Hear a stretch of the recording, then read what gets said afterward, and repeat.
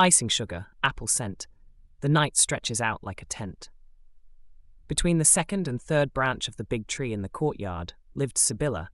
She didn't have black hats or black cats on a perch, but an apron dusted with flour and pockets bulging with sweet almonds. Sibilla was a pastry witch. Her oven was the warm hollow of the trunk. Her baking sheets were oak leaves stitched with green moss.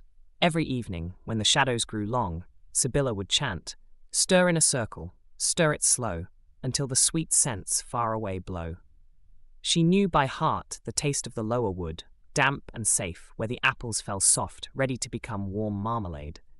In the great recipe book it was written, "Stay where the bark is sturdy and thick. Those who climb high lose their way quick." And so she stayed there.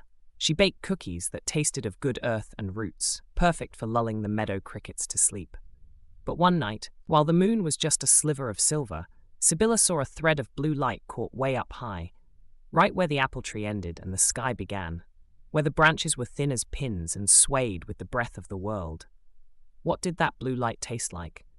Was it crunchy like brown sugar or soft like whipped cream? The question tickled the tip of her nose, making her sneeze a tiny cloud of cocoa. A gentle step, a breath of air, a magical flavor waits out there. She whispered to herself. She closed the heavy tome. She wiped her hands on her apron, and, for the first time in her life, she began to climb. The trunk became smooth, the air much cooler. The leaves whispered old lullabies to make her fall asleep, but Sibilla did not stop. She reached the top. The flexible branch trembled beneath her wool slippers, yet the witch was not afraid. There, trapped in a spiderweb of dew, was a spark from a shooting star. It didn't burn. It smelled of cold wind, of infinite space, of things never seen before. Sibilla gathered it gently, using her wooden spoon. She returned to her nest in the trunk and kneaded the spark with a little white flour and a drop of clear honey.